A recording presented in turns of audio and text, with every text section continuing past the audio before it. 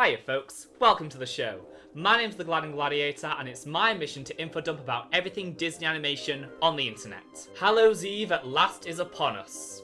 Or at least it would have been if I hadn't had to delay this video due to other commitments. Hallows Eve is that time of year where we all step outside our comfort zones and embrace the world of the supernatural. And this year, I have an especially chilling tale to impart onto you. It's a story of fears, of things that go bump in the night, of backstage drama and creative differences. Sit back, relax, and try to stay awake as we explore the horrifying world of Disney's 1997 failed animated series, Nightmare Ned. Nightmare Ned is an animated comedy horror series produced by Disney Television Animation that ran from April 19th to August 9th, 1997, lasting a grand total of 12 episodes and 25 individual segments. And following the show's cancellation, it was removed from the schedule and would never air on Disney television networks again, forever being locked away in the Disney vault along with every other piece of media Disney desperately wants to erase from the public consciousness. But why? Why are Disney so determined to never let this simple little show see the light of day ever again? Could it be so horrific they had to contain it just to protect us mere mortals from what lies beneath? Only one way to find out. The series follows 10-year-old Ned Orion Needlemeyer, voiced by Cortland Meade, who would go on to voice both Gus Griswold in Recess and Lloyd Nebulon in Lloyd in Space. Ned is a normal kid who deals with everyday normal kid problems, like stressing over a math test, or accidentally breaking something, or worrying he's going to turn into a dog after his bullies trick him into eating dog food. Whenever the world gets too much for Ned, he begins to dream, escaping to this surrealist hellscape where after experiencing severe trauma and mutilation, he returns to the world of the waking having learned an important lesson. Perhaps the most odd thing about Nightmare Ned is the sheer amount of star power that was behind the show. Being such a weird, ill-fated franchise that came so close to being lost media, it had a lot of notable people behind it. Starting out with the cast, I've already mentioned Ned is voiced by Cortland Meade in his first ever voiceover role, which led him to starring in 2 other Disney cartoons. But Ned's father, Ed, is played by stand-up comedian and actor Brad Garrett, who you might not know the name of, but you've definitely heard his voice as he appeared in basically every animated series from 1985 to 2003. Sarah Needlemeyer, Ned's mother, is played by... that's awkward. There isn't a name here. Oh well. Moving on, Jeff Bennett and Rob Paulson have reoccurring roles in the series as Ned's bullies Conrad and Vernon, and Trez MacNeille occasionally appears as Mrs. Bunt, Ned's teacher. You're not like the other children, are you, Ned? The series was created in collaboration with Creative Capers Entertainment, a company that specializes in animation for TV and film as well as video games. They've contributed animation to the Tigger movie as well as basically 90% of all Disney games that released in the 90s. Remember all those animated storybooks and activity centers? Yeah, that was them. The show was produced by Donovan Cook, the creator of Two Stupid Dogs and eventual director of Disney's The Three Musketeers. Alongside him was Walt Dawn, who has been a writer in a few beloved shows, but once I say he was the voice of Rumpelstiltskin in Shrek, no one's gonna care about that. He's also credited as the creator of the character of Ned. But now, no more dragging our feet. It's time to peer into the darkness and come face to face with our innermost insecurities. It's too late to turn back now, as we are going in head first to find each and every horror inside of Nightmare Ned. In episode 1A, Ned's Life as a Dog, Ned is panicking he might turn into a domesticated canine after Conrad and Vernon trick him into eating dog food. That night, his parents put him to bed, but Ned is not okay from his earlier experience. And thus, for the first time, we see his dreams take over as the previously geometric and uniform world transforms into these messy and twisted backgrounds that closely resemble something you'd find in either a Salvador Dali or Vincent van Gogh painting. And you'll soon come to see the true star of this show is the art direction during the dream sequences. Ned wakes up in a cold sweat as he finds himself starting to transform into a dog.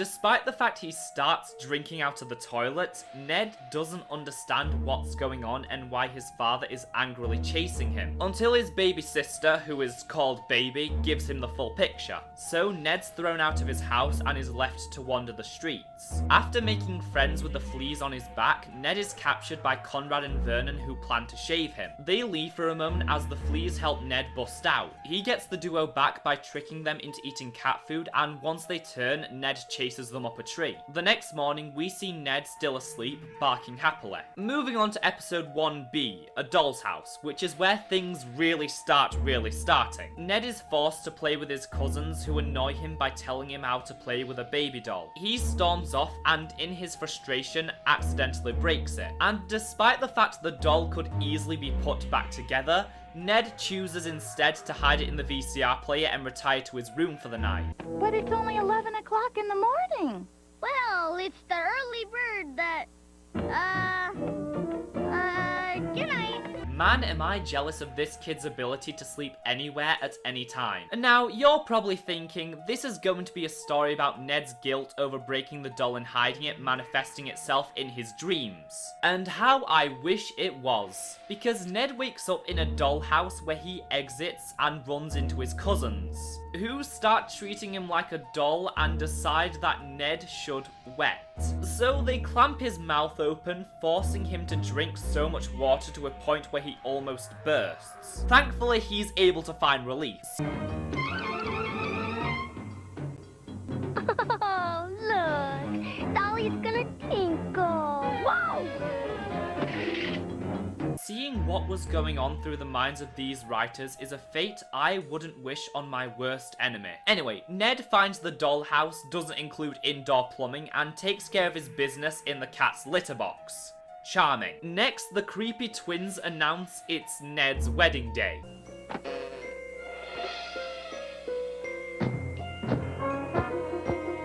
Now, let's leave the two lovebirds alone in their private honeymoon suite.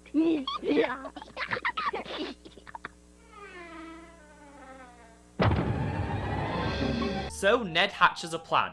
He invites the girls in the house and then locks it all down so he can escape. And when the girls realize this, they are enraged, now desiring nothing but to squeeze the life out of Ned. He tries to make a getaway in a toy car, which the girls take control of and use to torture him. Ned gets broken in the wreckage, but the girls insist they can fix him.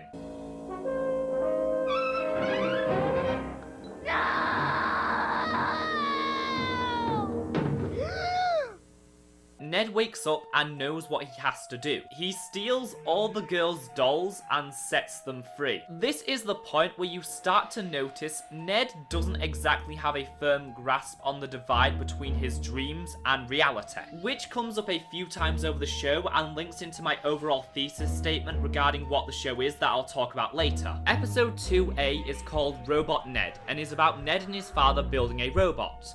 As you do. Ned is insistent his father look at the instructions, and you can probably guess what happens next, so I'll skip over it. Ned's parents send him to bed as Ned dreams on to the next morning, as his dad has finished building the robot, claiming it to be his new son, and everyone in the family quickly takes a shine to him. Ned's annoyed at the fact his dad didn't follow the instructions and didn't build the robot correctly. Soon as the family's back is turned, the robot makes a mess and blames it on Ned in order to turn everyone else against him. The robot then gets Ned's parents out of the house so he can begin trying to destroy him. Ned quickly outsmarts the bucket of bolts and seemingly shuts him down, or so he thinks. But the robot can't bring himself to destroy Ned and breaks down in tears, saying all he wants is to be loved. Ned is about to forgive the robot when...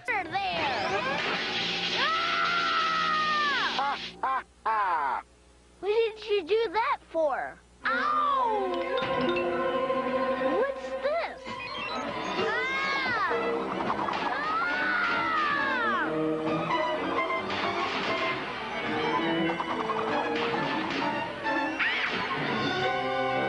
So Ned transforms into a robot and rushes to his parents, only to find they've all succumbed to the same fate. Ned explodes, then wakes up, goes downstairs to smash the robot, only to end up smashing the toaster instead. Okay, episode. Episode 2B, Dapper Dan, focuses on Ned's issues with forgetting stuff. Something that enrages his father, who tells Ned to remember not to forget. Into the dream realm, as Ned leaves for school thinking that he's remembered everything, only to arrive and realise he forgot to put on clothes today. However, no one seems to notice, even when Miss Bunt makes him come to the front of the class and answer a question. Young man! Didn't you forget something this morning? What? What? The decimal point, child!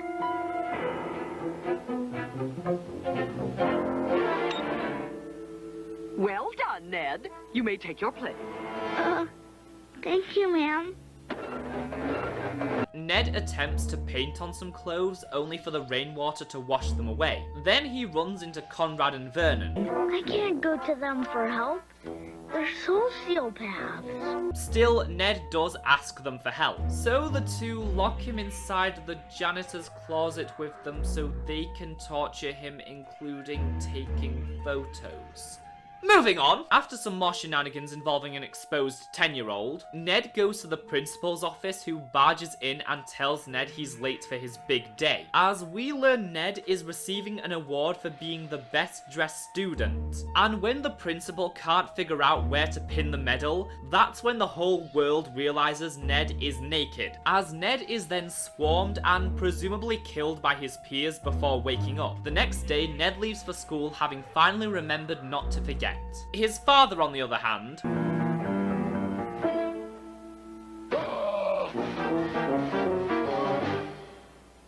Episode 3A's title is Monster Ned, and opens with Ned's class giving a presentation on who they could be if they could be anyone in the world. And they all give somewhat sensible answers, like Clara Burton, or Abe Lincoln, or William Shakespeare. If I could be anyone in the world, I would be Florence Henderson, because she is the world's greatest TV mom, and she's always happy, and her hair is stylish and perfect all the time, and she makes great fried chicken, and she always says the right thing, even if it's not what you want to hear right there.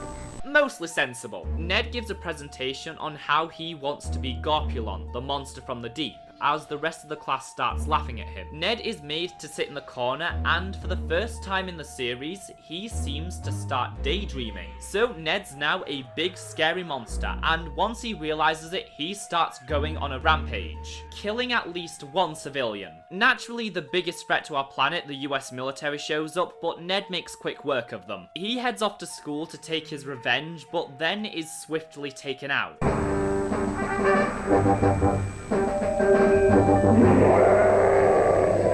Oh, Lincoln, eh? What?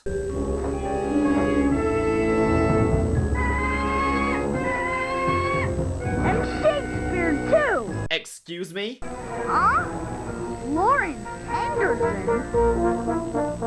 I am disappointed in you, Ned. You've been bad. So Lauren Henderson tells Ned if people laugh at him, he should laugh along to prove he's the bigger person. Just a minute, young man. There's still the issue of your punishment. Punishment?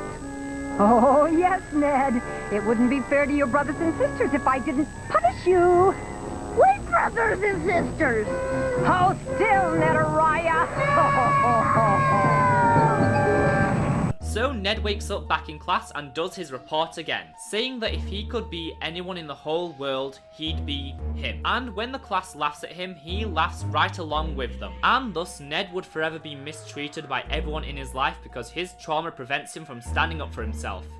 Good episode. Episode 3B is called Ants. Ned's father enters his room, revealing that he's found Ned's ant ranch in the basement, and is heartbroken to learn that his son doesn't like the ant ranch, so Ned lies to him. His father explains the wonders of being an ant as Ned watches a worker get murdered for slightly stepping out of line. Ned isn't very taken in by the idea of being part of a hive mind whose only reason for living is to work, and starts to doze off. Ned and his dad are now in the ant ranch. Ah, look around you, Ned. Everything in order. Everything incredibly clean. Why, you could eat off this filth. Ned's dad continues pushing the ant propaganda as they get lost further in the depths of the ant ranch. As Ned questions some of the locals about their authoritarian society. I'm proud to say I've lived a life of mindless conformity.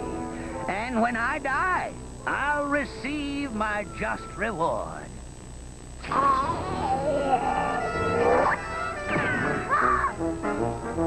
They run into the Queen as she falls in love with Ned's dad until Ned reminds him he's a married man. A fact which enrages the Queen as she orders her forces to chase them down. Ned pleads with the soldiers and is about to free the masses and seize the means of production by shoveling American propaganda down their throats. Until the Queen intervenes and chases them out of the ranch.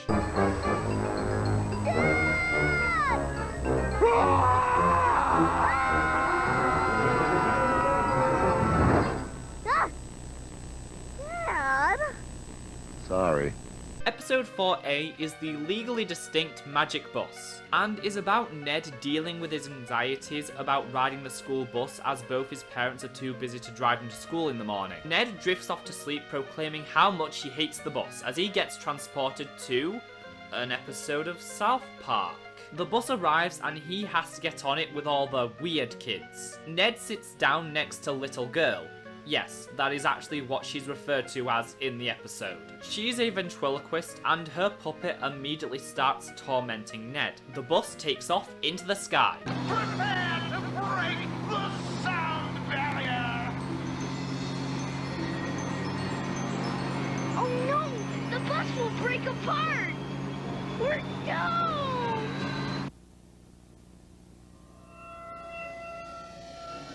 While the driver is distracted by Ned's screams, the puppet hijacks the bus and plots to drive it into the sun. He then throws the driver out of the bus, almost definitely killing him. Ned has a plan to stop the puppet. He's going to climb through the air duct and drop down on it. Then Little Girl gives him a quick kiss for good luck.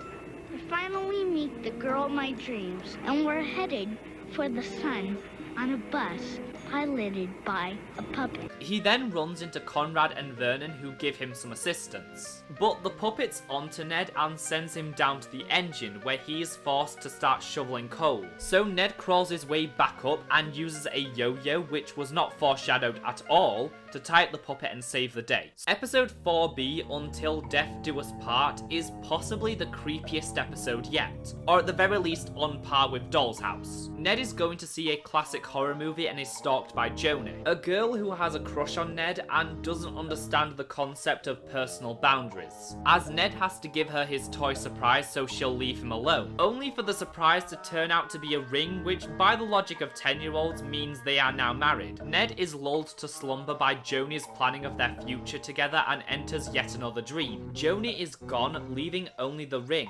as Ned decides he has to get rid of it. He throws it away in the cemetery only to realize another girl might find it, so he goes to retrieve it. Only now it's on the finger of a corpse bride who accepts Ned's proposal. The groom-to-be flees in terror as the rest of the graveyard awakens and starts chasing him. He hides in a crypt only to find it's his bachelor party. While the guests are distracted, Ned sneaks away and finds a house with his parents inside, and he tells them all about the zombies. One of them wants to marry me! Yes, dear, we met her. She's a very nice girl. Ned and his parents have dinner with the family of his fiancée as Ned screams he's never going to get married. And being the calm, rational zombie she is, she instantly turns Ned as they walk into the distance. 2 years later, we see they've apparently conceived a child. Ned wakes up in the theatre screaming as Joni says Ned is too weird for a nice little girl like her and destroys the ring, but Ned is still convinced he's a zombie and chases after her. Episode 5A, Headless Lester, is about Ned staying away at a scout camp, but the counselor's ghost stories don't pass the Ned Needlemeyer test. I just couldn't help noticing the inconsistencies and gaps in logic in that last, story, sir. Ned would make a great internet film critic. To try and scare Ned, the counselor tells them the tale of Headless Lester. A long time ago, there was a lumber camp with a sawmill right here, and one day a mean old fellow named Lester sliced his head off with a buzzsaw, where it rolled into the lake and was lost forever. So now he staggers around at night looking for a new human head. Soon as the counselors leave, we enter a dream, as Ned is explaining to the other kids why Headless Lester can't be real. Then Ned has to use the bathroom as the other kids learn the other stories they were told earlier are true, as they are disemboweled off screen by a carnivorous fawn. Ned finally makes it to the bathroom, but something seems off. Headless. Ah, headed. Headed or headless? So Ned starts running from Headless Lester and pulls some classic Looney Tunes scale physical violence. Until after cycling through a few heads, Lester corners Ned and ties him up to a piece of lumber. So a cat and mouse try to help because Ned's only true allies are random stray animals. They get a lady moose to come by and give Lester the old ball and chain, but I think they're forgetting a little something.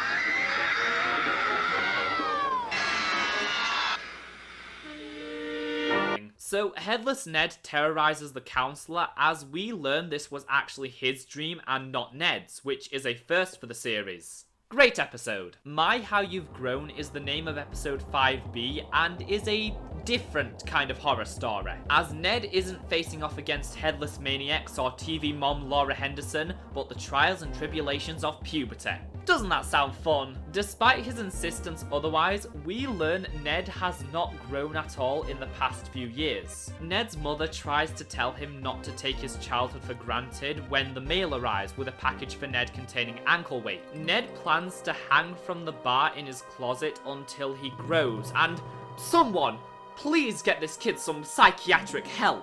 Oh, they said I'd never be bigger. They said I'd never be the one in charge. What did they know? They know nothing. Well, I'll show they. I'll foil they's plans. I'll grow up and they can't stop me.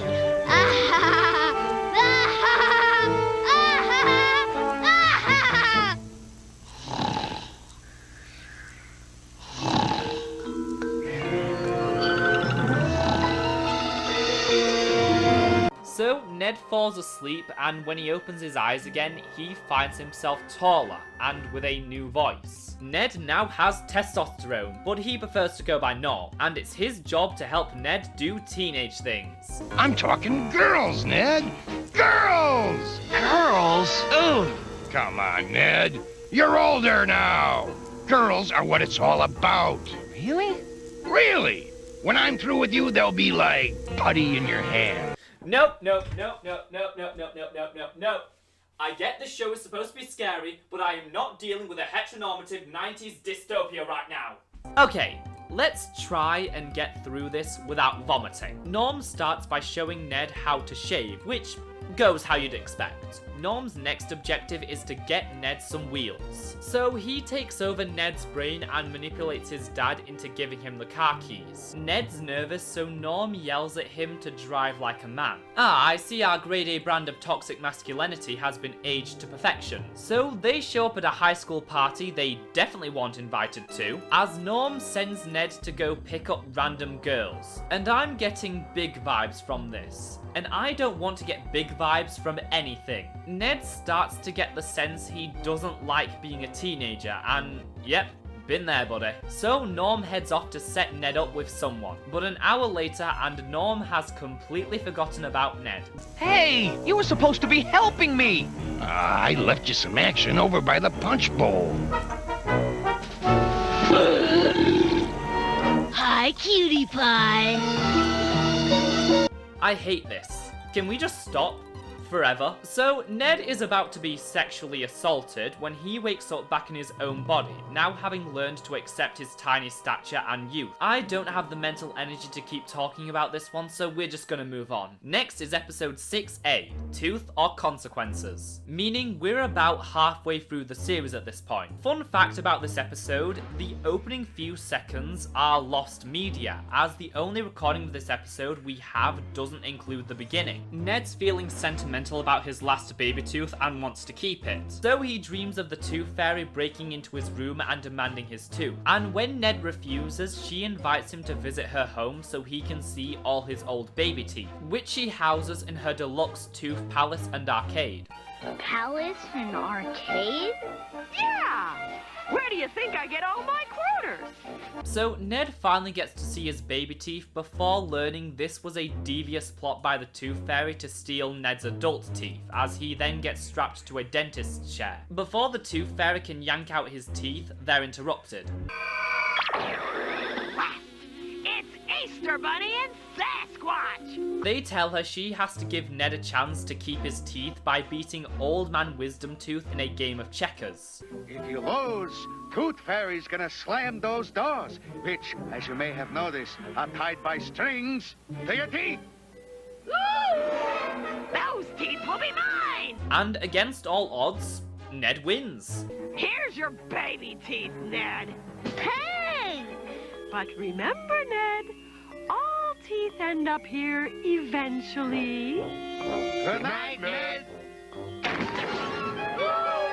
Ned wakes up relieved to find he still has his teeth. Good episode. Show Me the Infidel is next at episode 6B, and is about the family spending the day at Eddieland as they stand in line outside the House of Horrors, a ride Ned has been waiting his entire life to go on and is now finally tall enough. Ned dreams ahead to when they finally get on the ride, as he has to sit with a nerd who has been on the ride hundreds of times and spoils the whole thing for Ned. Ned demands to be scared, which is when the nerd transforms into this and sends him straight down to hell, where he will be put on trial because of reasons. But don't worry, Ned has a get out of jail free card. Wait! I'm on this ride under false pretenses. I cheated. See? Why did I have newspaper in my shoes? I'm still technically a half an inch too short to be legally permitted on this attraction. Drat. So Ned is permitted his freedom on the stipulation he has to choose the correct door, and if he doesn't, he's stuck there for all eternity. And so the demons spend the next 5 minutes messing with him. Psst, kid, listen. There's little time. Beware the path that leads to the entry, for beyond it lies the room to your doom. How will I know which one's the entry? It's the one that's guarded by the sentry. The entry with the sentry? The portal to the mortal? There's been a change. The mortal is dead. What? How did that happen? Well, he was mortal. The portal's been replaced by a big doorway. A doorway? A doorway made in Norway. Oh gosh, is the gate to my fate in the doorway of Norway? No, the gate to your fate is in the entry with the sentry. To my, Ned, there's been another change. Huh? The sentry has closed the entry. Oh no! It's been replaced with a skylight, which can only be seen in the twilight. No, no, no, The no! gate to your fate is in the skylight in the twilight. The doorway from Norway holds the room to your doom. Oh, Ned makes his way up the winding path filled with various tongue twisters there to trip him up until he finally snaps. It was only a matter of time. Hold my gels and dog my cats. Hotwood needs a bikini wax. Shut up! Just shut up! Shut up, McGee! Just shut up! Shut up! Shut up!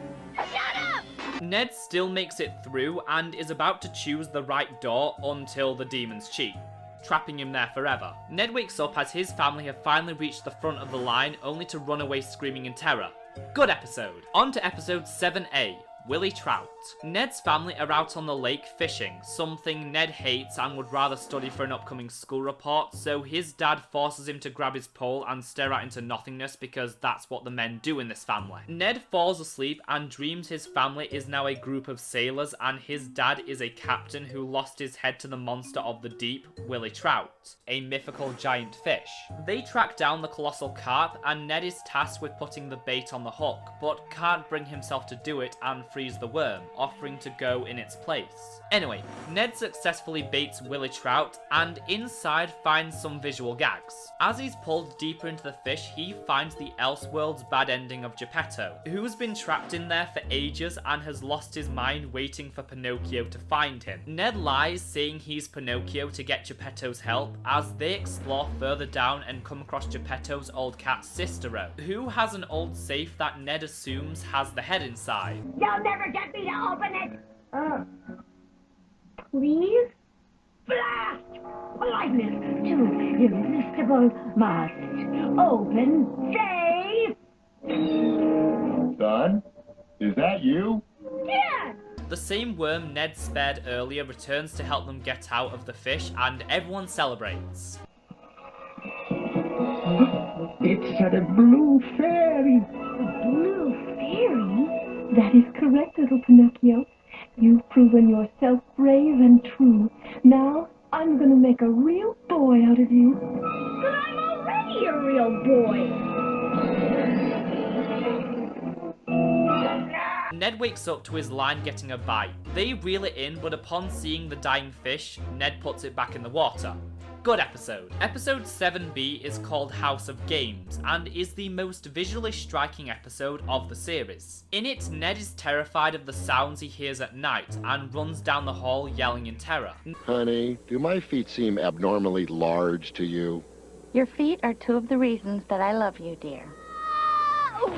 Ned's father explains to him the sounds he's hearing is just the house expanding and contracting due to the temperature. But the main point Ned takes from that is that the house is alive, so that's what he dreams about. Everything in the house comes to life and starts terrorizing him, as Ned tries to save his family only to find out they're all going to a literal house party. And when said party starts to heat up, the house begins to expand. So Ned grabs his family and tries to escape, but the house gets up and goes for a stroll towards the city, taking Ned with it. Through an interesting conversation with an insect, Ned realizes he has to cool the house down to make it contract. So he opens the fridge and turns it up to full blast as the house starts to shrink. A little too much. After Ned models this year's latest homeware, he falls off a skyscraper and plummets to his death. Great episode. Now, before we move on to the next episode, I feel I should give you some kind of warning as to what's in store.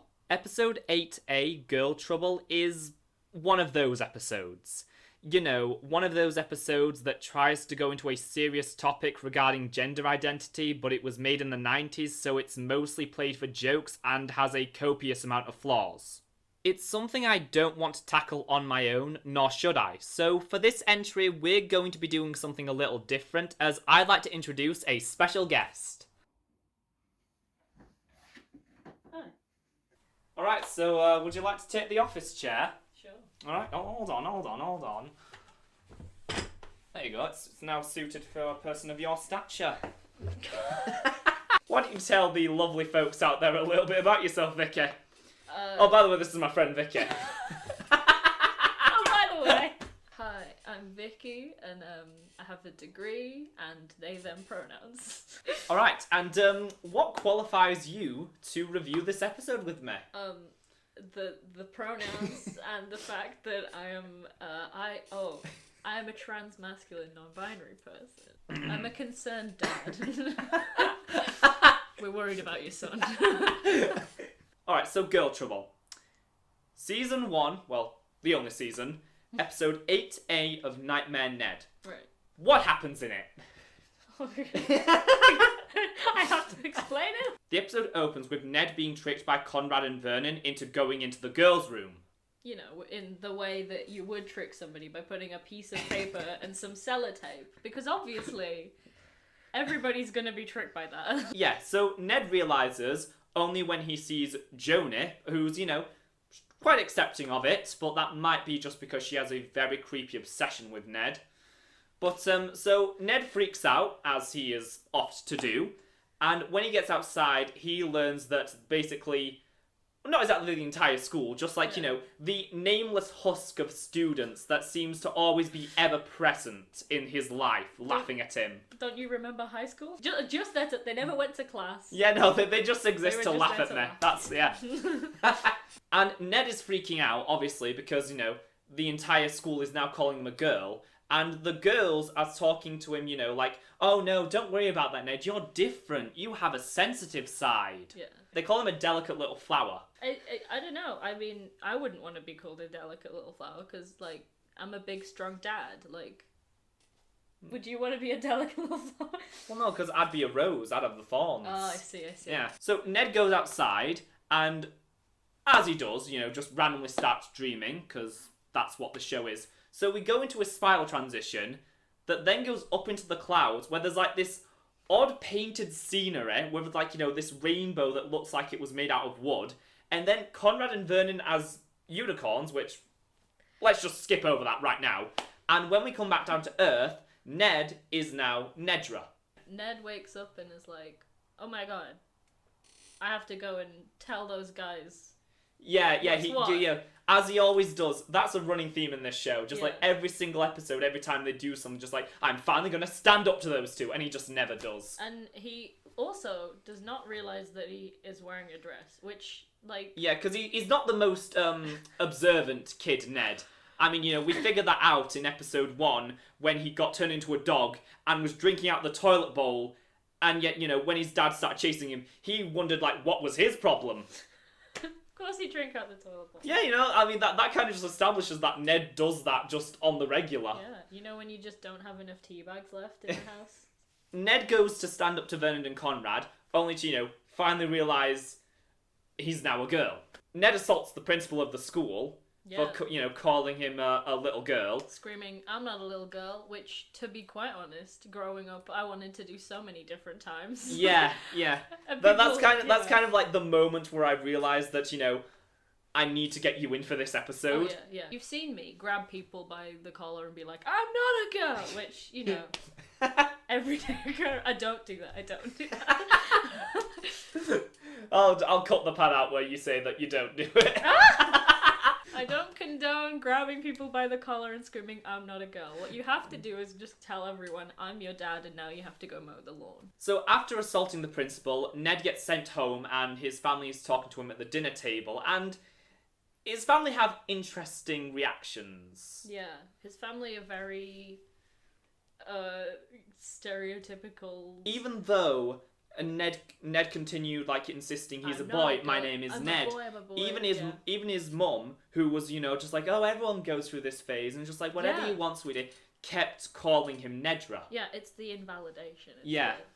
It's it's giving family don't really care about like how this kid is actually like feeling and this like distress that the kid's feeling. They're just like worried because they don't know how to deal with the situation, which I feel like a lot of like parents of like trans kids probably kind of have this situation. I feel like a lot of kids who grew up trans or maybe didn't realize they were trans when they were kids but were still treated this way, like probably had the similar kind of experience of like, I'm not this, I know I'm not this, I've realized something about myself and everything feels wrong and no one is listening to me, and like it's very frustrating, and you can kind of see like the pain really that like Ned is going through when it's like it's just so distressing and nobody actually is listening. Everybody's saying like, oh, every girl goes through this, which is like incredibly invalidating. Like everybody goes through this phase, and if there's any other LGBTQ plus people out there, like hearing the words "it's just a phase" is a really like horrible thing to hear. Yeah. No, it's not. But it feels like to me that scene felt very purposeful, because I don't know how well known that kind of experience is outside of the trans community nowadays, but I feel like in the 90s, in 1997, in 1997 it might not have even been as much kind of well known. So either like somebody within the production kind of had some experience of this, or like maybe they knew somebody who kind of experienced this sort of thing. So I don't know, it felt a bit too close to the actual experience to be like a coincidence. Because the vibe I was getting from it when I first saw it, because I saw it and then it's just like I sent it you to, you know, get your thoughts on it, and that led us to deciding, you know, to do this part of the video together. You know, when I first saw it, the impression I was getting is just like, it's getting close to certain, like, it's touching on certain experiences. It's still, you know, playing it a lot for comedy in a sense. When I saw, like, there's obviously points in there where you kind of, like, are supposed to laugh at it. So it's like when later on when Ned makes the boys wear dresses and yeah, we will get to that later on. Yeah. But like that kind of thing, like you're clearly meant to laugh at that. I think the dining table one is very awkward. Yeah. It doesn't necessarily have the same feeling of, like, because that is the funny. one thing. That was the one scene that really stuck out to me, because there's not a single joke there. No, there's no joke in it, and I feel like that is the thing, because if there had been a joke there, then you can see how it's like the usual stereotype of like, oh, trans funny, haha, like. But in this situation, it didn't necessarily feel like there was a joke inserted in there that you had to find funny. It was more just sort of like, this is a very uncomfortable situation, and you, the viewer, must also feel uncomfortable with it. Which makes me think it might have been like a little more purposeful. Yeah. Because think about it, if you're trying to like get a possibly quite like largely cis audience to understand what it's like to be like a trans youth, but if you're trying to put that kind of thing into people's like in front of people, the best way to do that is to be like, imagine if you had a dream where you completely swapped gender and everything felt wrong and weird, and you're experiencing like weird unwanted attention and like experiencing what it's like to be, oh, you'll grow into a beautiful woman, stuff like that, and then they're like, but that's not me, this doesn't feel right. I feel like that's a really good way of like representing it to people who might not have experienced it. So I don't know, I watched it and I was like, this is interesting. Yeah, that I remember that was the message you sent me. Yeah. Like, this is interesting. Yeah. So after the table scene, Ned goes up to his room and finds it stuffed animals everywhere. This absolutely gorgeous looking bed that looks way better than his does. I don't know why he's complaining about that. I like, oh my gosh, like I don't think that you have to have a particular gender identity to have a comfortable bed. Everyone deserves a comfortable bed. No, it's just because his actual bed, it's just like a basic wooden frame with a mattress lying on top. This one is like velvety with curtains. It looks beautiful. You know girls with huge comfortable beds that only girls are allowed. I've got a memory for a mattress. I'm somewhere in the middle.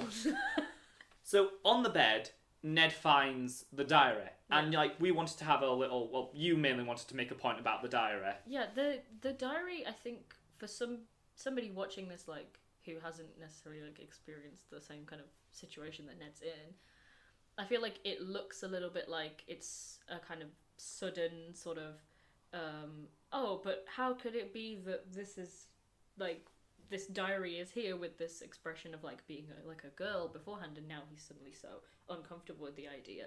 And I feel like that in itself is also a common experience, because you're not like, when you're a kid and you're trying to perform the ideas of gender that you're just learning about as a child, you're going to be like perhaps like writing a diary like, oh, I should be this way, so if I convince myself I'm this way, then I won't have to think about like the uncomfortable like thing in the back of my mind, like I don't understand this. But then obviously you come to a point where you realize that this is kind of uncomfortable, and suddenly everything that you have around you kind of feels like alien. And I feel like not everybody is going to have that kind of experience, but I feel like it's not like completely uncommon to have that feeling of like being out of place in your own sort of surrounding.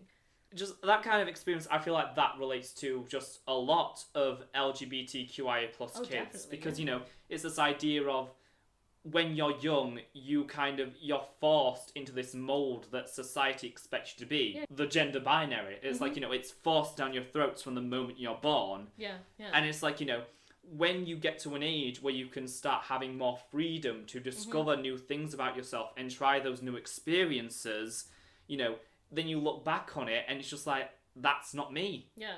Me as an asexual, like, when I was young, I used to just force myself to have crushes on girls in my class just because I thought that's what you're supposed to do. That's what all the TVs and movies are telling me I should be having these feelings, but I'm just not. Yeah. I fully get that, like, and I used to have the similar kind of things, which it's weird because you only really realise that you did it as a kid when you kind of got the perspective of like coming out and looking back. I remember I got to a point where I decided I did not like the colour pink at all, and I was like, no, because I associated it with like feminine, and I'm like, I am not this kind of person. I thought for a while that I was just like, you know, I don't know, like, oh, I don't like that girls are supposed to like pink and boys are supposed to like blue, and I'm protesting it by not liking the colour pink, but actually, like, the fact that it reminded me of, like, very feminine expectations was probably the reason that I didn't like it that much, and it's kind of, you know, or maybe I just didn't like the colour pink, who knows. It's weird when you look back on it and you see that there were always the signs. There were always the signs. But, you know, it's just like only when you get to a certain point and you can look back with a retrospective attitude, you can, like, start connecting the dots. Oh, yeah, this was always a part of me. I just had no idea. Yeah. You're expected at that age. I don't know whether this is just specifically the UK. It's like, oh, do you have any friends who are boys? To, like, the little girls, and they'll be like, oh no, I hate boys, and, like, boys will be like, yeah, you know, anything. And then if they do, it's, you know, romantic, like, you know, expectations are shoved on them. If a boy has, you know, makes friends with a girl, every single adult in their life, and it's just, it is disgusting. It really is. And I think it kind of because and not even just a case of it's just like, oh, you know, it's forcing, you know, heteronormativity on children. Just being so invested in, like, a 6-year-old's relationships. Yeah, it's a bit strange. But I feel like that kind of thing is also reflected in the show, because it's like anything associated with girl, like at the beginning he's like, oh my god, this is horrible. You know. So yeah. Getting back to the episode, so after the diary, Ned hears something out the window. Opens the window and he finds Conrad and Vern in there. This scene was insane. It was insane. I was watching it like, what is happening here? I didn't understand it. But then also, like, for one moment when, like, Ned is, like, looking out the window and there's these boys like, oh, we're in love with you. It's like suddenly... again, another kind of, like, experience that I've heard from trans feminine people. Or trans women. Unwanted attention. The unwanted attention. They're like, I've had the experience from either side of this. Like, I've experienced, like, seeing, you know, being perceived as a man and being perceived as a woman. Like, it's like the unwanted attention, and I felt like that was a little bit of that experience in there, and then it just went somewhere else. Because I mean, well, that's when, you know, it's 1997. Yes. We got to keep the kids laughing. Don't We forget. We have to have Ned go mad with power because he realizes that women control men and they rule the world. That part just. That was I was like, what is going on? Yeah, because it's just like, it starts out, you know, Ned, like, he wants nothing to do with this. And suddenly he sees an opportunity to get his own back. Yeah.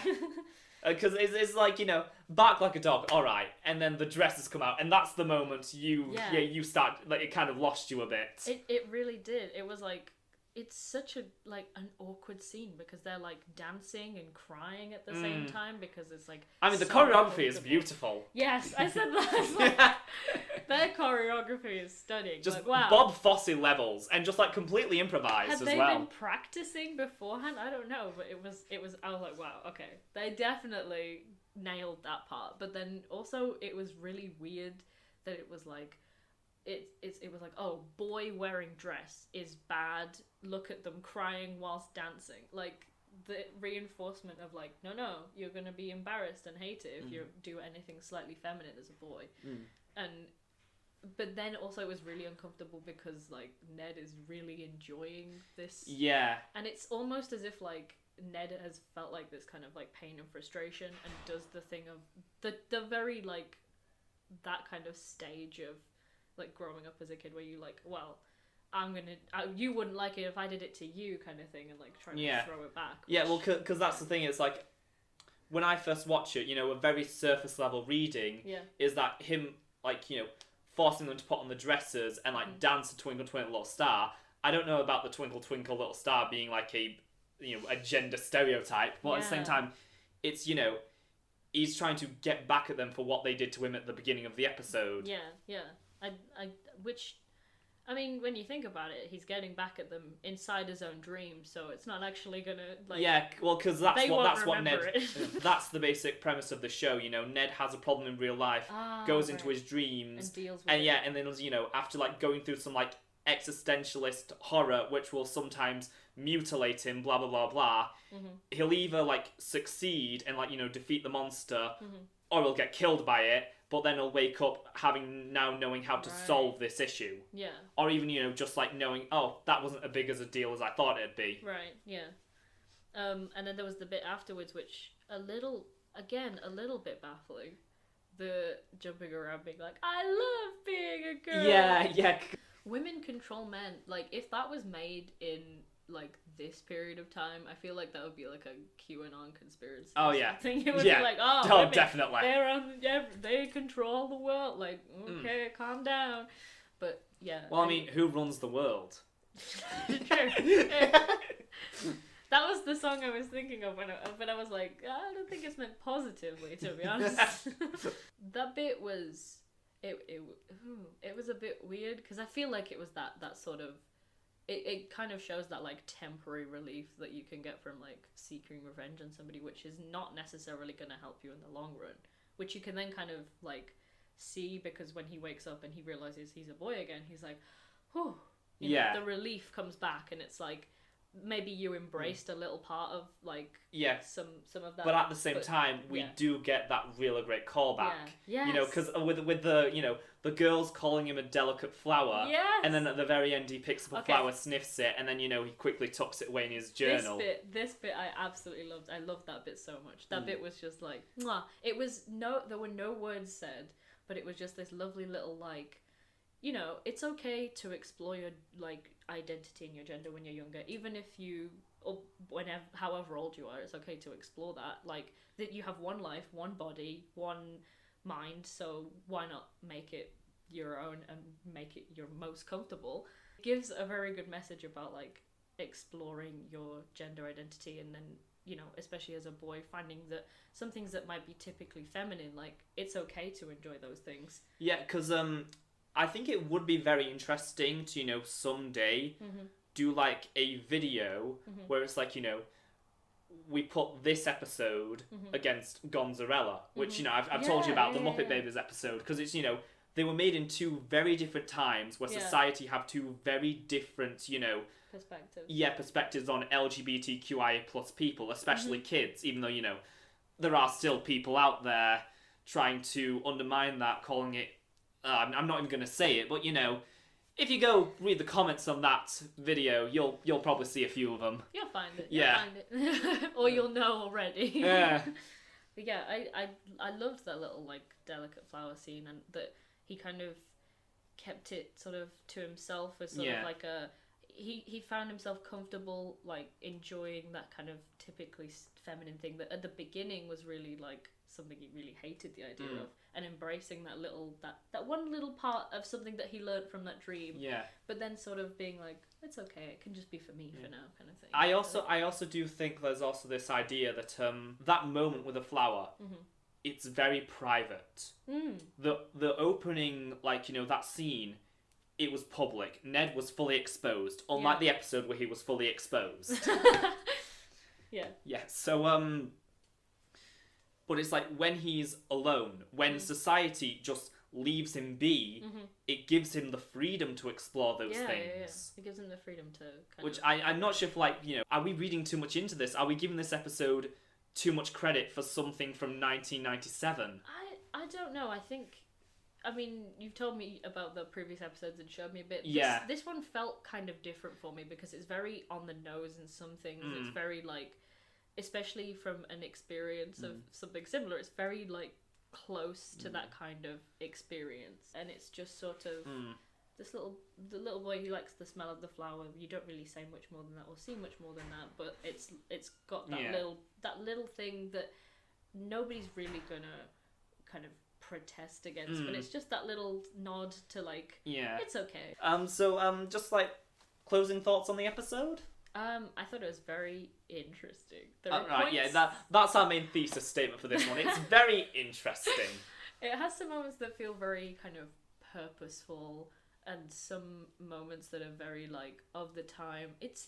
Even if we're discussing like how this relates to a trans person's experience, it's definitely a very kind of binary experience, and it's still a very kind of heteronormative experience. Yeah. There's a lot of that kind of thing in there, but it's sort of, again, it still has that kind of introducing the idea to people. And I think I get the sense that if somebody a family had watched this together and then maybe their kid had expressed the same kind of thing, the family might have been a bit like more sympathetic having seen this, because it's sort of like, oh, we can see the kind of frustration, and maybe, you know, maybe, and the cogs start turning. But I think that was a really interesting episode, and whilst there were some points that were really baffling and some points that were funny, like the choreography, I don't know, I quite liked some of the little nods, like the flower, and I think this episode really could have been a lot worse if there had been any more, if any kind of jokes had been put in different places, or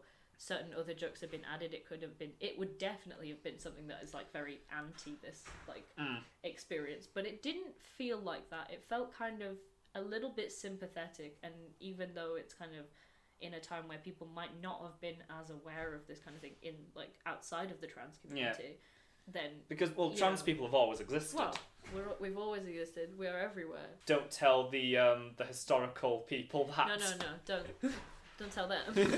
It was actually quite nice to have something that shows those experiences in not like a negative or joking way, because I feel like at the time that kind of thing is very common in you know, popular TV and media. It was nice to have that. It really surprised me actually, because I was like, oh gosh, it's a video from the 90s and it might have some like trans allegory in there, but okay, maybe it's all right when I actually watched it. So yeah, it kind of touched my heart a little bit. It touched my little gay heart. No. And it made me a little bit happy to see that. I'm not sure if I'd call it one of my favourite episodes of the show, but it's, you know, it's like the one that sparks the most conversation. And to me, a piece of media that sparks conversation is much more engaging and interesting than something that's just, oh, that's good, that's bad. Yeah, definitely. It definitely had some conversation started. Yeah. And it definitely didn't give some kind of like agenda of like this bad, this good. Yeah.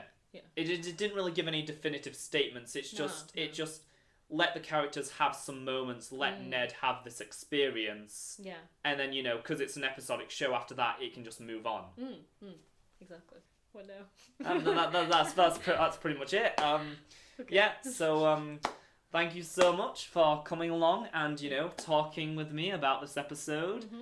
And thanks for having me. Yeah, if the folks out there want to see more of Vicky, tell us down below. We'll get some more things going. Yeah, definitely. Summon me if you want to see me again. You have to stand outside your house at 5 a.m. and go, please, Vicky, return to the video. And then I'll do it. I mean, you haven't seen the Owl House yet. I've not. That might be something we can do. We might have to change that. Oh, well. Because I tell them about it constantly. Yes. Like, they know about, you know, Rain Whispers, they know about Lumity. But, you know, it's an experience. In fact, just call out your window, woo, and then and then the Owl House will appear. Yes. Okay, Canadian Bacon is episode 8B, and is about Ned bringing home a piglet he wants to keep as a pet, who he's named Butterflake. At dinner, Ned is able to convince his family about getting a pet, but not so much the pig part. Pigs aren't for petting, they're for eating. I would never eat but pig. But Ned, one of your favorite foods is Canadian bacon. Well, that's not pig, it's Canadian. Sweetie, bacon is pig. It is? Ned goes to sleep while thinking about some possible way he and Butterflake could stay together.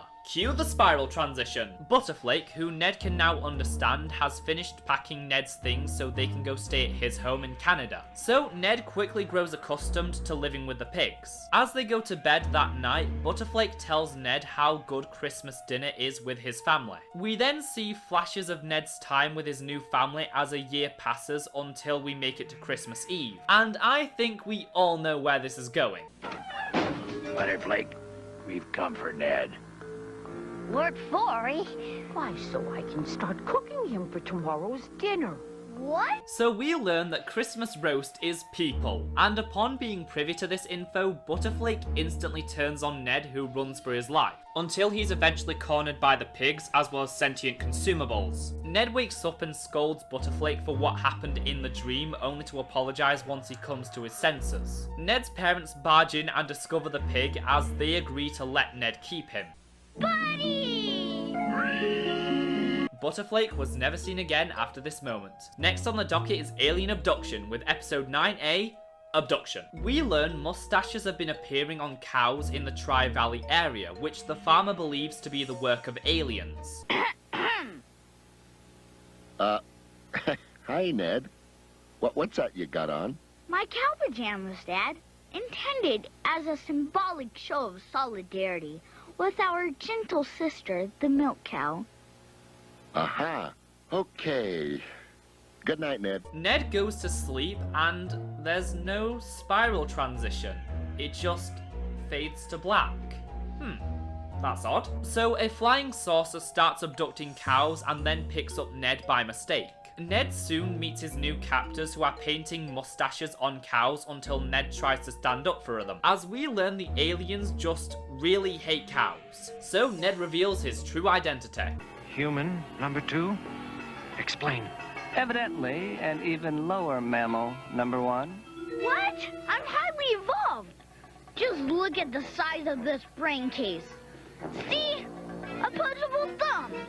I'm a tool user. Ned gets his brain removed so the aliens can experiment on it, as his body mindlessly wanders through the ship. The aliens put the brain in another life form, which Ned is not too happy about. The situation escalates to a standoff between them. Meanwhile, Ned's body has found its way into the control panel. Ned's brain escapes and finds his body messing with the controls. Ned's brain returns to his body and he sends the cows and himself back to Earth while also foiling the aliens' plans. Ned wakes up in a field as his mother enters his room to find a cow in his bed, confirming, yes, this wasn't a dream, this actually happened, which kinda breaks the show, but okay. Episode 9B is called Bad Report Card, and is about Ned receiving, guess what? He's in shock and horror, and in a moment of panic, tears it up and throws it into the bush in front of his house. At night, Ned is racked with guilt over what he's done and dreams about being arrested. And at his trial, he is found guilty.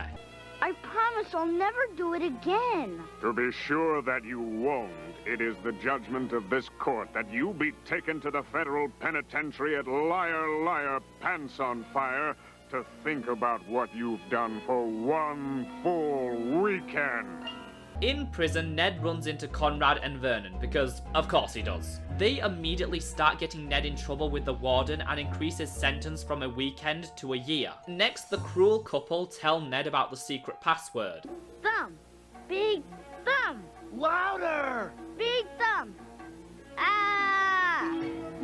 No, dude, you really gotta yell it! Big thumb! Big thumb! Ah! 20 years. Conrad and Vernon then tell him they can help him escape.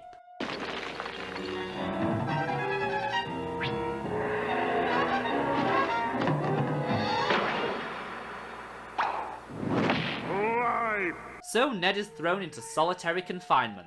He wakes up where he confesses to his parents, only to find out he actually had Conrad's report card. Episode 10A is called Testing. Ned is excited for a test he has to take in class today, as the winner with the highest score gets to take home the class pet turtle for the summer. He then says that he's stayed up all night doing Answer Bird's worksheets. Ned falls asleep at his desk where we are transported to our dream for the day. Miss Bunt hands him his test, but he's shocked to find it's blank. Miss Bunt leaves the room and disappears as Ned desperately chases after her, falling into a strange world. I'm surprised it took them this long to do an Alice in Wonderland homage. Ned's test is found by the Answer Bird as he finally manages to catch up with Miss Bunt. My test is defective or something. Well, look at that. It's blank. There you go, nerd. That's Ned. Whatever. Now get writing! But Ned finds his new test is also blank, and time's running out for him to finish. Ned tries to find his way back to class but runs into 3 tunnels. First he tries the middle tunnel, which doesn't go so well. And who can tell me what the capital of Lapland is? Anybody? Excuse me? Mom? Well, hello, Ned. I see you're wearing your new PJs.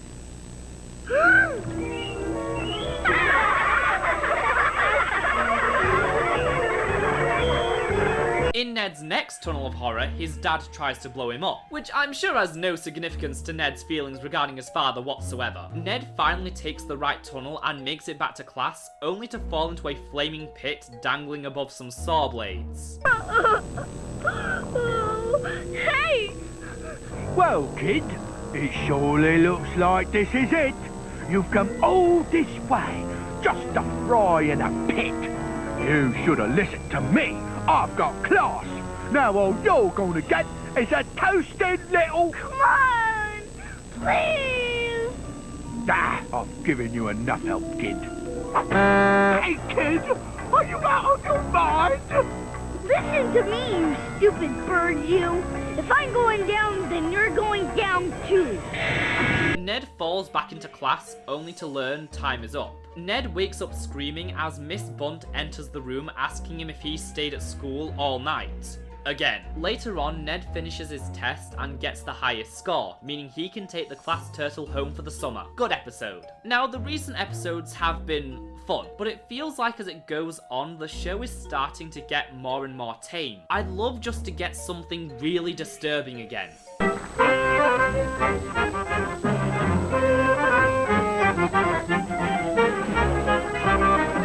That works. Episode 10B is the accordion lesson, and is about Ned trying to practice his accordion playing before his lessons. Something he doesn't really want to do, but it's his mom's dream to have a kid who can play the accordion, so you do the math. The dullness of practicing lulls Ned to slumber. In his dream, his teacher, Madame Olga, arrives. We learn in the old country, Madame Olga was a big star for her accordion playing, but that talent is underappreciated in the US. Are you sure about that? She plots to reclaim her former glory and says Ned will help her before stuffing him into her handbag. Ned soon finds himself in Madame Olga's home. She hypnotizes Ned, saying his soul is now under her control, and uses him to replace her old partner, a monkey called Boots.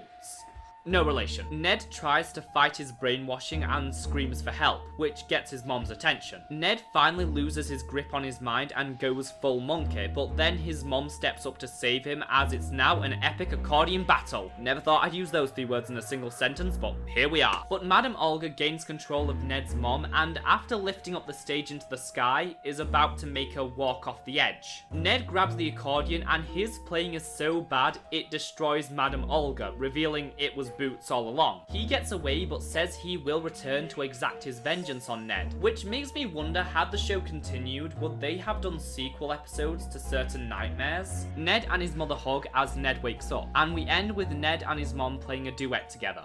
Great episode. Along for the ride is episode 11A and follows the most standard horror tropes of any episode in the series. The Needlemeyers are on a road trip, but Ned can't stand being so close to his family, especially his baby sister who won't stop squeaking a toy duck in his face. He nods off, dreaming of them staying the night at the Tumbleweed Motel, which requires a down payment of $40 and your immortal soul. Make it $20 and our souls and you've got yourself a deal. His family takes the elevator to their room, but Ned opts for the stairs instead. When he makes it to the top, he has a horrifying realization. You're the same guy that's been creeping me out ever since I got here. I'm beginning to think you're some kind of maniac. And this place is a horrible, twisted outpost of evil that nobody ever escapes from. At least you get a free mint on your pillow every night. Ned demands to see his family, only to be told he'll never see them again before getting sucked up by a vacuum cleaner, which sends him through a cascade of trippy visuals. And it's been a while since we've decapitated this 10-year-old child.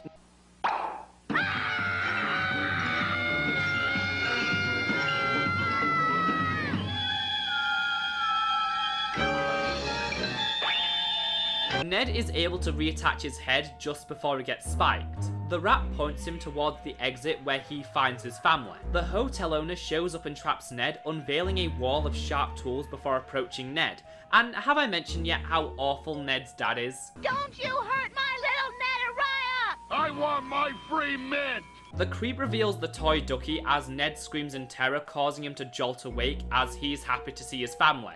Good episode. Episode 11B, Steamed Vegetables, is an episode that deals with the anxiety of forgetting your lines while on stage. Which I love it when TV shows personally attack me. Ned is participating in his school play, The Happy Colon, and when they park, Ned gives his parents an earful. Get it? Because Ned's never mind. You hate it? Why, of course you hate it. You're supposed to hate it. Do you think I like going to work every day? Heck no, I hate it. Everybody hates it. But it builds character. Ned's mother finds out the real reason Ned doesn't want to be in the play is because he's worried about forgetting his lines.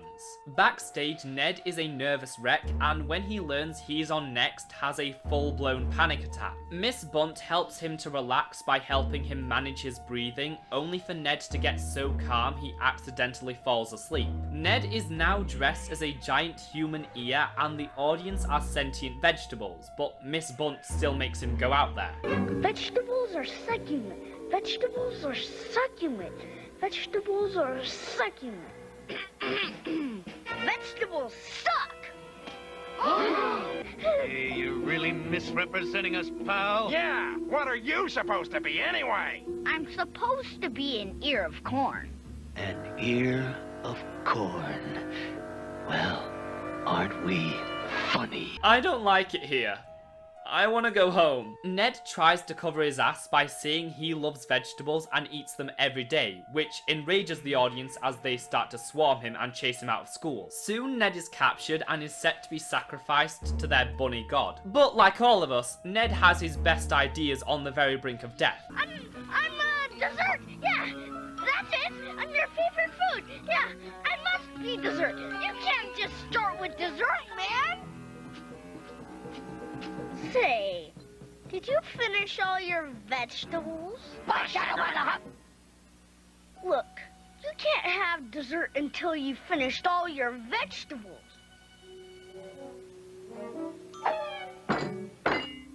So now it's a battle of wits between Ned and a giant tomato. Ned eventually realizes the obvious solution and takes off his costume.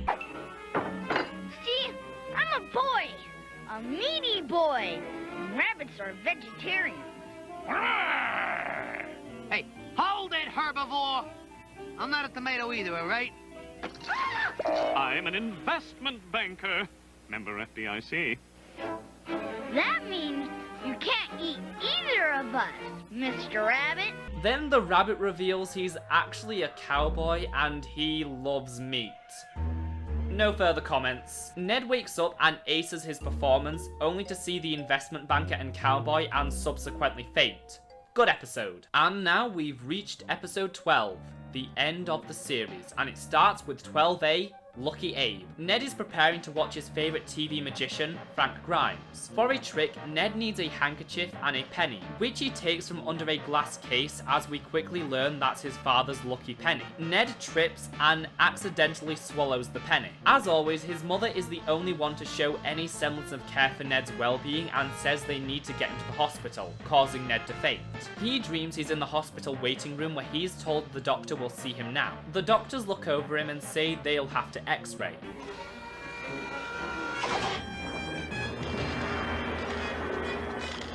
Hey, are you sure this is safe? Sure.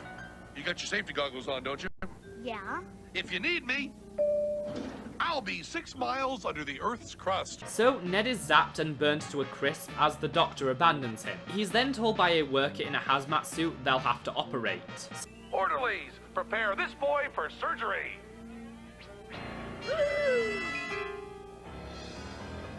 Consider yourself prepared. So they torture Ned by slamming him into door after door until he ends up in the operating room, where he learns Frank Grimes will be performing the operation, as he then asks Ned's parents to pick out the scalpel. This one. He picked this one! Did you see me, honey? I picked a scalpel. Mrs. Needlemeyer, would you please verify for the audience that this is indeed a real scalpel? All set? Ned screams, causing Frank to drop the scalpel, so he orders the nurse to bring him a new one. Ned gets placed in the magician's box and sliced in half, and this scene evokes such a visceral reaction from me. All right, let's see if we can find that penny. Ooh. For the lovely Mrs. Needlemeyer. What do we have here?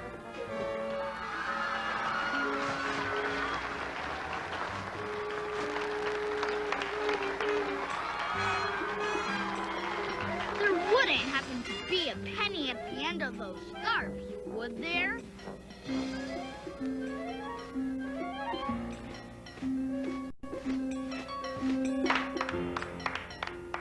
Frank pulls the penny out from behind Ned's dad's ear before exiting as Ned is left alone, still in two halves. Ned wakes up as his father makes him cough up the penny, only for the fish to swallow it. Episode 12B is called The Dentist, and opens with Ned telling his mom he's ready to have his dentist appointment alone, despite how freaked out he is by the tools. Once she leaves, Ned falls asleep and begins dreaming.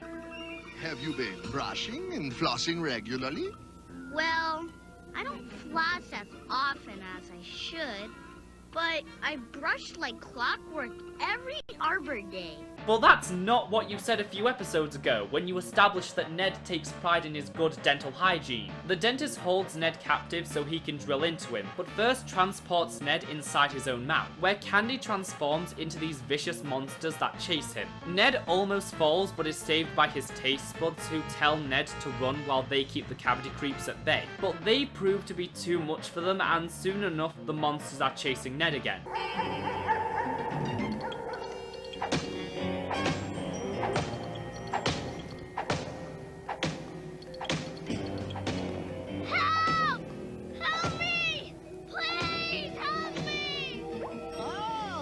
Change your ways and brush and floss all your days? Yes!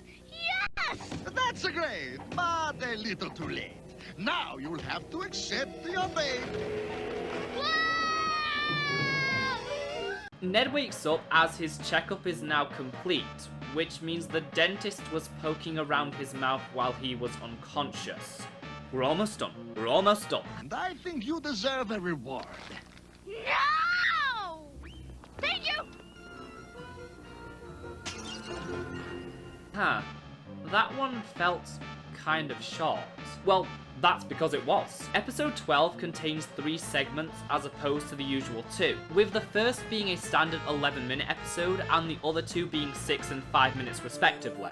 So the final episode of Nightmare Ned is episode 12C, The Ballad of Conrad and Vernon, which is a clip show in the most pure sense of the word. There is not a frame of original animation in this one, as even the wraparound reuses footage from the episode Monster Ned. The only new thing here is Ned's dialogue. The episode is about Ned reading a poem he wrote about Vernon and Conrad that is loaded with continuity and callbacks, even though up to this point the show has not cared one iota about consistency in the information it presents. Then out of nowhere towards the end, it turns into this summary of the show. As you know from the nightmare that comes before Ned, frightening visions play in my head. But my sleep isn't always as bad as it seems. Sometimes I come out on top in my dreams. The class laughs at Ned and he does too, thus ending Nightmare Ned. Nightmare Ned is such a strange show to analyse because it really doesn't feel like something that came from Disney. With its unique and surrealist art direction and its twisted and sometimes uncomfortable sense of humour. It's a show that taps into those primal childhood fears of going to the dentist, the anxiety over taking a test, the inevitability of growing up, the terror of not wanting to be assimilated into an authoritarian regime where your only purpose in life is to work until your expiration date.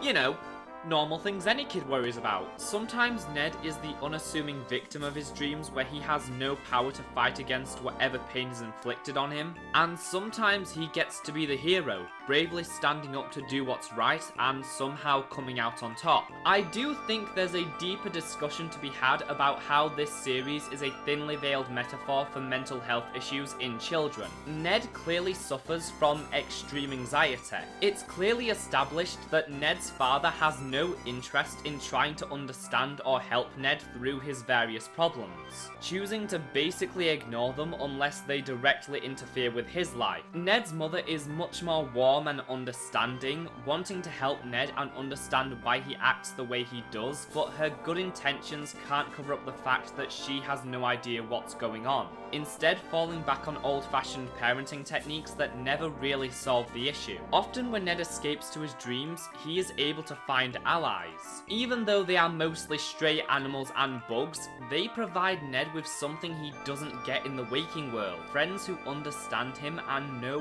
how to help him. Despite how scared he is, Ned's nightmares are his coping mechanism. He uses them to process and deal with everything going on in reality, whether it be his school bullies or his emotionally distant and self-absorbed father. And the only way to effectively reduce them is if Ned finds that kind of support system in real life. But because this was the 90s, when mental health issues weren't openly addressed or discussed, especially in children, which is something even today we have issues with, Ned will continue having nightmares for a long time to come. The show was mainly cancelled due to its high production costs. However, there was also some backstage drama between the producers of the show, as they constantly ran into creative differences, which definitely explains why so many of the episodes feel different from each other in terms of both their tone and how they characterize Ned. However, there is one final piece to this spooky puzzle. Because Disney had such high hopes for Nightmare Ned, wanting to turn it into its own franchise, alongside the series they also began developing a CD-ROM video game based on the concept. Now, I would love to play the game and give a full review on it. However, I lack both the resources and funds to do such a thing. Maybe I'll get the chance to check it out for myself someday, but for now, I'm just going to have to watch some gameplay footage and go off that. As the video game was being developed alongside the show, which are both different mediums with an entirely different production schedule, there are quite a few differences between them. The plot of the game is Ned, now looking less pale and with a new outfit, returns home from school to find his mom, now voiced by Lani Minella, has had to leave to go pick up dad for work and took baby, who in this game is called Amy, with her. Ned enjoys his time alone until a storm hits and cuts all the power in the house. So he heads off to bed as creepy shadows start to stalk after him. Ned falls asleep and gets dragged into a nightmarish hellscape, only this time instead of the simple spiral transition, it's this huge vortex when Ned gets tormented by the aforementioned shadows. So now Ned must face his fears and battle each shadow in order to escape somehow. Straight away, you're going to notice how different the art style is here compared to the show. They're a lot less Vincent van Gogh and a lot more Tim Burton, if that makes sense. While I appreciate the amount of depth in the game's backgrounds, I'd be lying if I said I didn't enjoy the show's look a little bit more. However, the game still looks stunning, and considering it came out in the late 90s, has aged exceptionally well. The animation in the cutscenes is a huge improvement over the show, with a much more cinematic flair to the whole thing. More interesting cinematography and dramatic lighting which really sells the eerie tone, even if the actual character animation is a little bit more stiff, as you'd expect from a PC-ROM game from this era. There's also the occasional use of mixed media, such as one point when Ned fights monsters made from stop motion. The game has its own visual identity, and for what it is, it really works. The game sees Ned travel to 5 different realms which are all connected by the central hub area known as the Quilt, which is a giant version of Ned's bed. The levels you'll explore are the Graveyard, Medical Nightmare, Alcatraz Elementary School, Attic Basement and Beyond, and the bathrooms. The levels are packed to the brim with various gags and secrets to find, and they are all really fun and reward the player for exploring as much of the levels as possible. It goes way harder than the show in terms of the horror, with a much slower, more tense feel as Ned cautiously makes his way through all the deadly challenges with his limited movements through various grime-filled and sickly locations. And they did not hold back with some of this imagery. The very first level in this game has Ned kill a bunch of falling rats so he can make a ladder out of their corpses to reach a new area. And from there, it just ups the ante. There's a sequence of Ned having to control a hospital stretcher to avoid surgeons, and if they grab him, they pull out one of his organs. One of the final areas in the game sees Ned make his way through a mouth with rotting teeth, bleeding gums, and use dentist needles acting as obstacles. Then in the graveyard level, Ned comes across zombified versions of his parents and has to break off their arms so he can escape the grave. The music is also something I was really surprised by. Yes, there's all the minor key suspense-filled tracks you're expecting that really sets the atmosphere for each level, which aren't anything too special, but there is this novelty of hearing this kind of soundtrack in a kid's game. There's also a few songs scattered throughout, which provide some interesting variety while not ruining the spooky vibe. There's a song about mice throwing various electrical objects into bathtubs to electrocute Ned, a song about the horrors of puberty, a song about difficult math word problems and pop quizzes that gets more sinister as it continues, and a song sung by a uvula, which is honestly more so weird than creepy. Another notable thing about the game is the new characters. Conrad and Vernon get brief appearances, but in each realm Ned will find a new ally and help them in some way. These include his classmate Billy Blackfield, his grandpa Ted, his dentist, and his toilet for some reason, and a girl called Sally, all of whom are possessed by the shadows of each realm. Because as I mentioned, Ned uses his dreams to create this fictional support group for himself, even if he isn't aware that's what he's doing. Good evening, Ned. Dr. Clutchnick?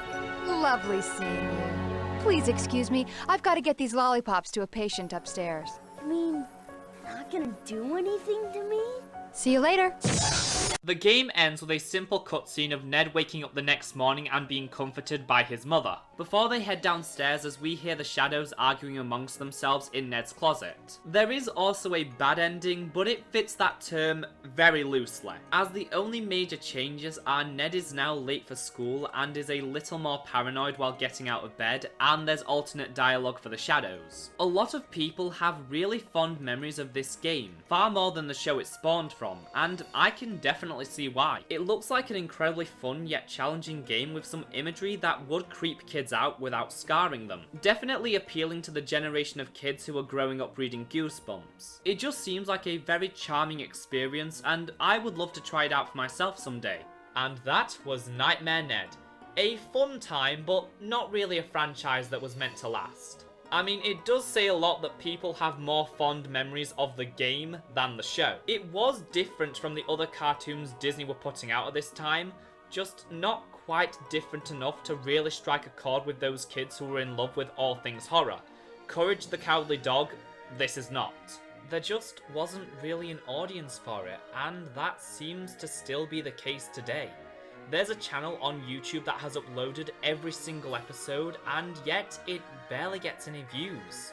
Even though I don't consider it a phenomenal show, I still think it's worth remembering. There's gotta be some way I can preserve the memory of this franchise.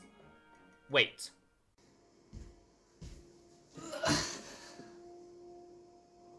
So, I'm going to be carving a pumpkin for this section of the video. I have not done this in about 3 years, so no idea how it's going to go. I'm trying this new hobby at the moment called being completely and utterly broke, so I got the cheapest pumpkin I can find. It's quite misshapen, but it's got personality. I've already done some artistic renditions of what it will look like when it's finished. Alright, so we're going to start by doing the top of it. Already having regrets. Is that too small? No, I don't think so. I think you're okay.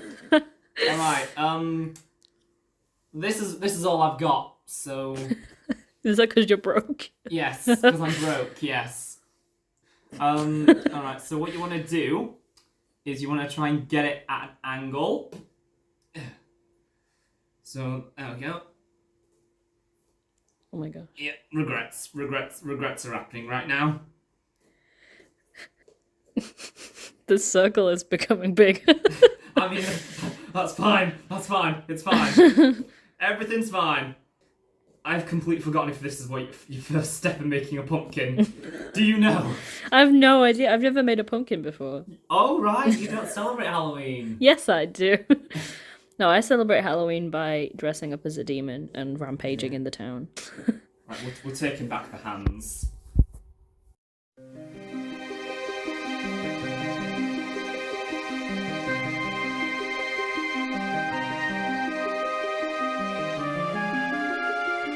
Oh! Look at it. I'm gonna get gloves. I'll be right back.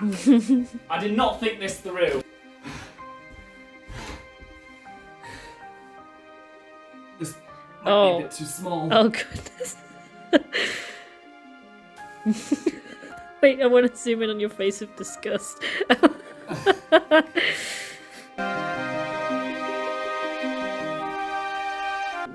Why am I doing this? It's not even Halloween anymore. It's still the spooky season. It's November! It's only the day after. I'll have to get the scooper out in a sec. Oh. You know what's just occurred to me? Yeah. I don't have a candle. Oh, you'll have to just light it on fire. Oh, yeah. Do you want to show them inside the pumpkin? Yeah, sure. Let's have a look. I think we'll get the scooper. Yes. Just to Time to finish the job. I went to Pound Stretcher to get this. And I thought they were going to ID me for it. It says on the thing, 18 only. Over 18. Oh. I have the face of an eternal 12-year-old. Okay. Okay. Now comes the boy. Here comes the boy. Yep. Oh god. Where's my pen gone? Oh no, where's it gone? The video's ruined, I can't find the pen. There it is. Alright. Okay. Focus. I need to wipe this down first. There he is. Toilet roll will do the trick, right? Yeah. I can't afford kitchen roll. I can't afford the basic amenities in life. Okay. Ned. Alright. We'll start with the ear. So that's probably going to just literally like a crescent shape. It's awkward because it's lopsided to this side. If it was like round the back. Okay. I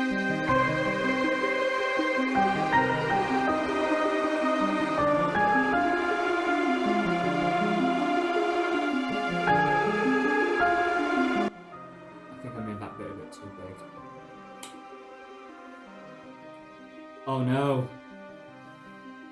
Oh no. The pen run out? It's permanent marker. Alright. We'll work with it. Why do I do these things, Vicky? I don't know.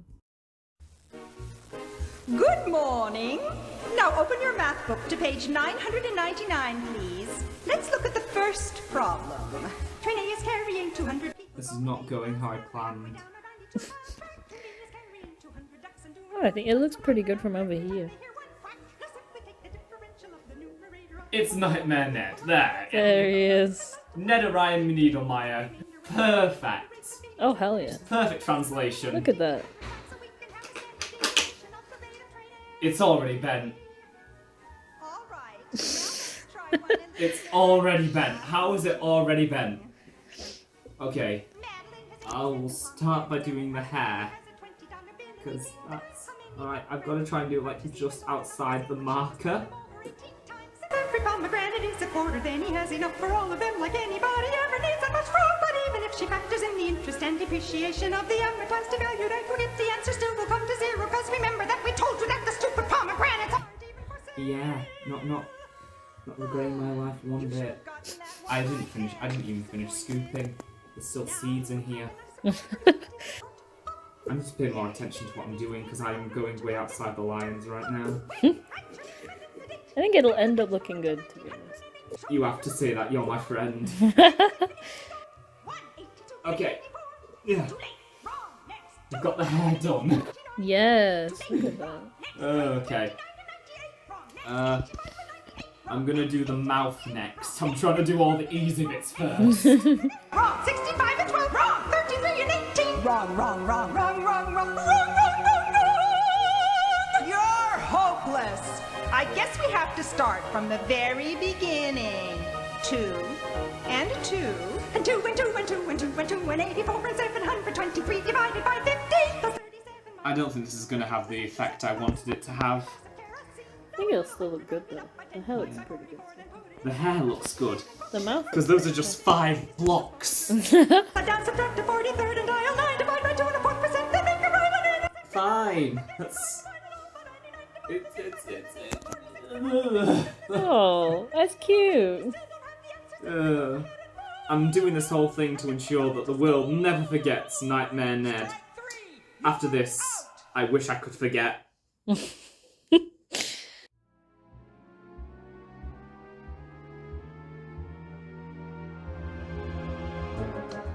What is this? Some kind of gorilla? Oh, look at that. It's coming together. Yeah, kinda. I got permanent marker. This would be fine if I didn't get permanent marker. There's still seeds in here. I thought I got them all, but they just keep popping up. They just keep coming and coming. Alright, that is dangerously close to the glasses, but we might be able to still pull this off. I hope so. I'm gonna be optimistic about it, even if you're not. Yeah, well, one year I did, you know, Diamond Wimpy Kid, Greg Heffler. Yeah. Yeah, I tried doing him, and it just completely caved in. Oh, gosh. It was traumatic. We'll go for his chin. Now. Stick. What? Oh, no. Okay, try and curve it in, try and curve it in, try and curve it in, try and curve it in. Alright. It's coming on. Yeah. No, get closer to the eyes. I'm gonna try and like give it some support on the side.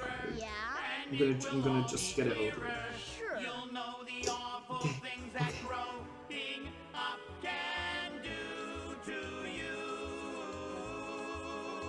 No way.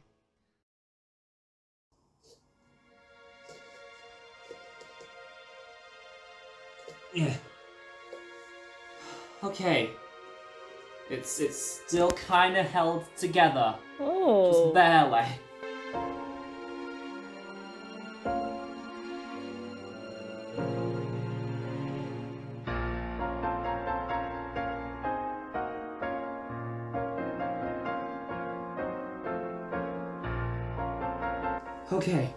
Okay. It's getting very flimsy.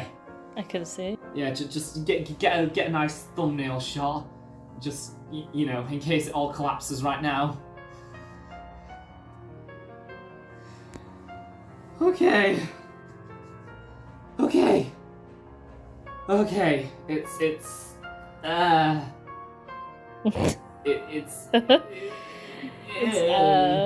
It's thing is, it didn't break. Yes. That was we the have main that. thing. We have that. It didn't collapse in itself, so this is a victory. Do we have time to go get a candle? Oh, we can use my phone light. But we have to put it in. Yeah. Are you sure? I guess. Okay. There he is. Oh, look at Netheraya him. Needlemeyer. There he is. Yep. Should I eat this? No.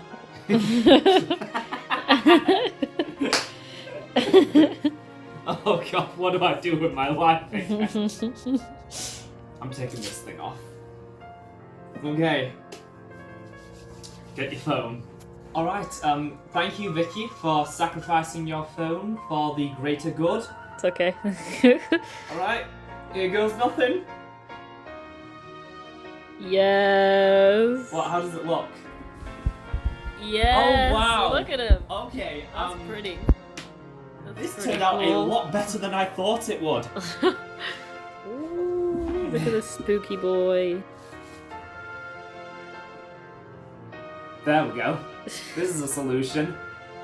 Love it. Yep. All right. I love it. See, I told you it'd come out good. Yep. And now, no one will ever forget the name Nightmare Ned. Hold on. You've immortalized him. We came so close to disaster.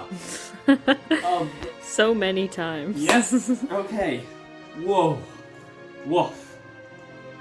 I'm gonna go take a shower, and I will see you back at the desk. Nice. Oh. Okay. Should I stop it? You still filming. If you happen to be new around here, feel free to subscribe and comment down below as it helps me out a whole lot.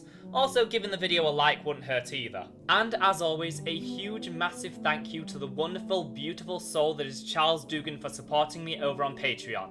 If you want to support the future of this channel and me as a creator, as well as get access to exclusive perks, you can do so by heading over and becoming a member of my Patreon, which will be linked in the description and comments down below. But of course, it's completely optional, and I greatly appreciate every single person who watches and enjoys my content. Thanks so much for watching, folks, and I'll see ya real soon.